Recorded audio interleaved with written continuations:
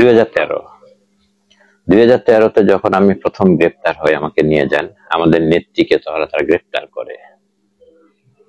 আমি 2013-তে পুলিশ আমাকে গ্রেপ্তার করে রাস্তা থেকে আমি একটা গাড়িতে কোথায় থেকে সো মেরে এসে আমাকে ব্যারিকেড দিয়ে নিয়ে যাওয়ার পরে ওই গাড়িতে নিয়ে যায়। সেই গাড়িতে যখন নিয়ে যায় তখন গাড়িতে 6-7টা মোটরসাইকেল পুলিশের গাড়িতে একটু খোঁচাখুচি করতেছে। তখন তো আমি বুঝে ফেলেছি, তখন কিন্তু গুম খুনের খুব বেশি। আমাদের সালাউদ্দিন ভাই গুম হয়ে গেছেন, তখন আমাদের ইলিয়াস আলী, চৌধুরী আলমরা গুম হয়ে গেছেন। তখন তো আমি ধরে নিছি এই যে তারা করলো কি, গাড়িটাকে এমন জোরে চালানো শুরু করলে আমি ধরে নিছি আমি শেষ। তার মানে আমি কলমা পড়া শুরু করে দিছি, আমি বাঁচবো না। কারণ তখন তো গুম খুন হচ্ছে, কারণ একটা নাটক সাজায় ফেলছে। 5-6টা গাড়ি এসে তাদের গাড়িতে যখন এরকম করতেছে, ডিস্টার্ব করতেছে, এই গালাগালি করতেছে, তখন বললাম যে এরা কারা? সব পুলিশের লোক, তারাই নাটক করছে। গাড়িটা খুব দ্রুত স্পিডে নিয়ে গিয়ে আমাকে চোখ বেঁধে একটা রুমে বা অন্ধকার রুমে ঢুকে ফেলেছে। আমি তো আমার সব আশা ছেড়ে দিছি।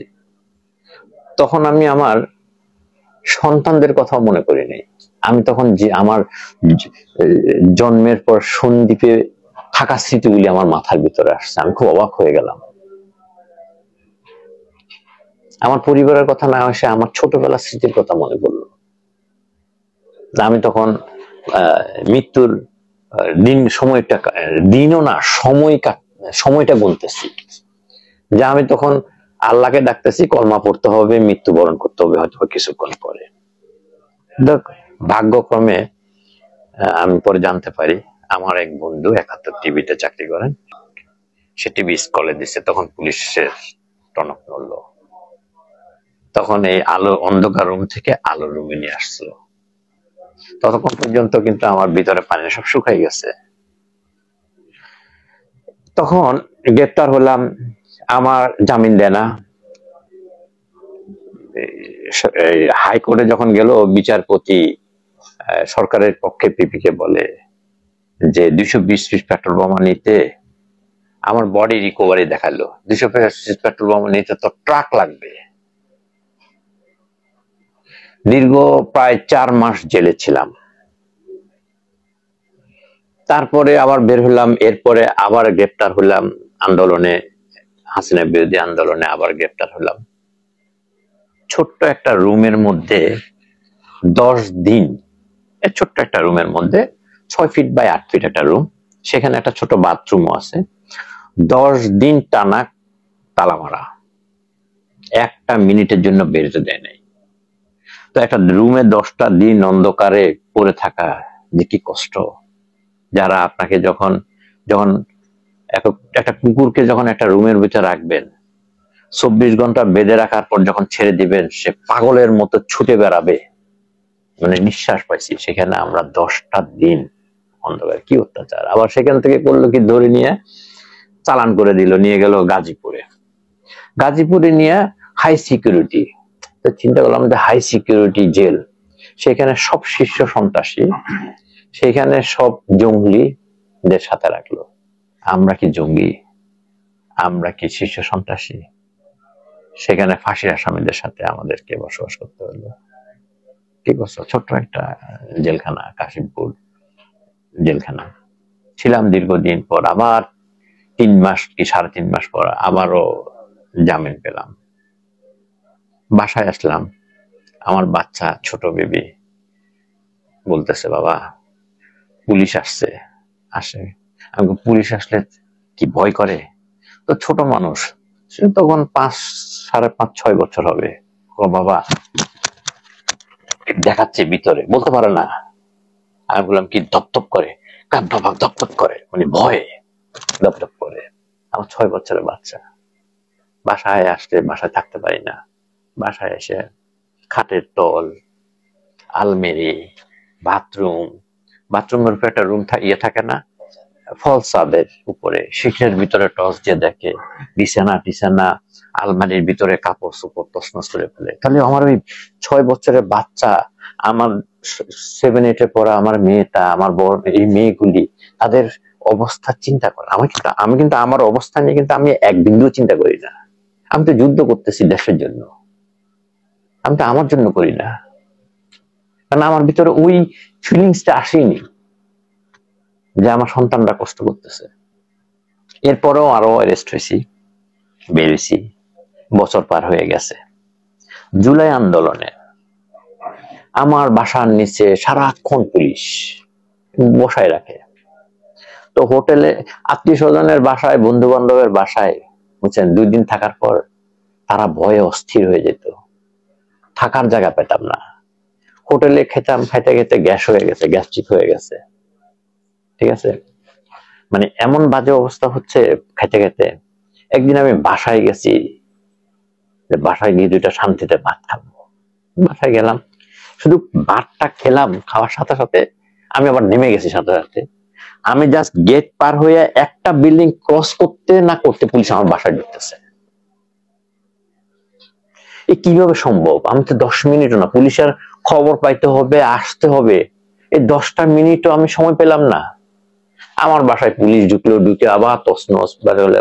ওই পুলিশ পায় না কেন? ওই বাসায় ঢুকছে তো তুমি কেন পাইলে না? তার মানে তুমি কি বিএনপি করো যে লোকটা বের ধরতে পারো না?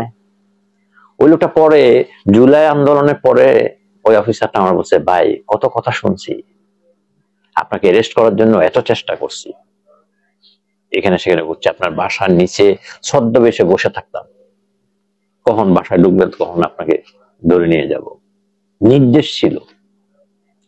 আমি জুলাই আন্দোলনে আমি ম্যাক্সিমাম সময় মিরপুর 10-এর দিকে, আমার বাসার কাছে তো 10-এ আমি মাঠে নামতাম, ঘোরাঘুরি ভালোই লাগতো। দেশটা ভালোই লাগতো এই কারণে, দেশটা মনে হয় এবার রাহু মুক্ত হবে, দেশটা মনে হয় এবার রাহু মুক্ত হবে, ভালোই লাগতো, ঠিক আছে। পরে একদিন ওই মাঠে এরকম ইয়ে করতেছি, মিছিল করতেছি, যাচ্ছি আসতেছি, ঠিক আছে। হঠাৎ করে মনে হলো আমার বাচ্চাগুলোকে নিয়ে আমি আন্দোলনে নামবো, আমি প্ল্যান করলাম, ঠিক আছে। আমি রাতে ভাবতেছি আর হঠাৎ করে আসি, দেখি যে পুলিশ আমার বাড়ি যেখানে ছিলাম ওটা ঘিরে ফেলছে। আমি দেখতেছি নিচ্ছে, কিন্তু আমার তার ভাগার আর জায়গা নাই। আমি নিয়ে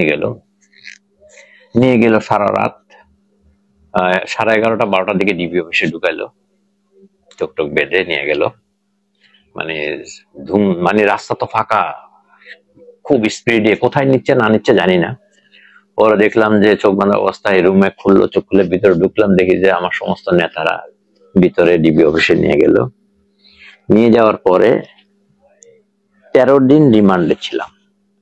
বিশ্বাস করবেন নাকি নির্মমতা, সন্ধ্যা 7টা বাজলে বুকটা দফর করতো, এই মনে হয় ডাক আসতেছে, হাতটা পিছনে বাঁধে, চোখটা বাঁধে, 2জন 2 হাত দিয়ে ধরে 20 মিনিট হাঁটায়, কোথায় এক বিল্ডিং এ নিয়ে যায়।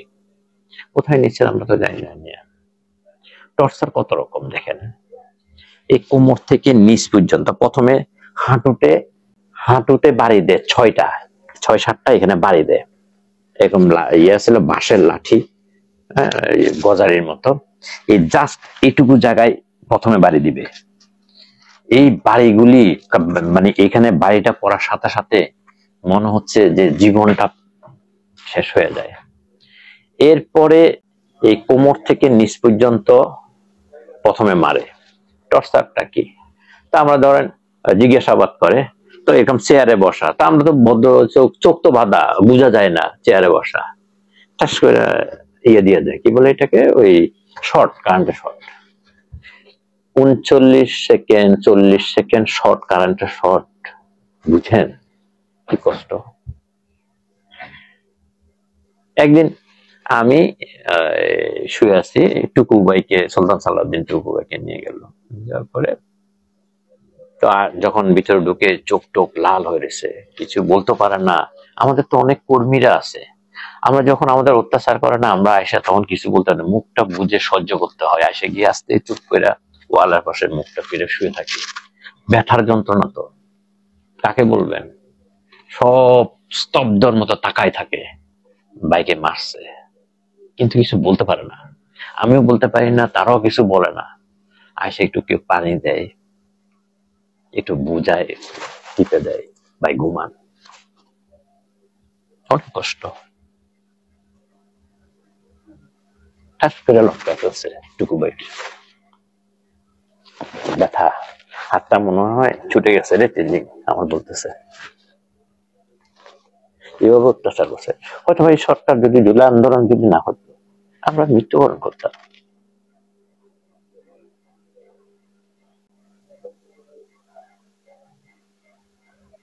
পারতাম সেদিন আমাদের সন্তানকে দেখতে, এখানে বসে কথা বলতে।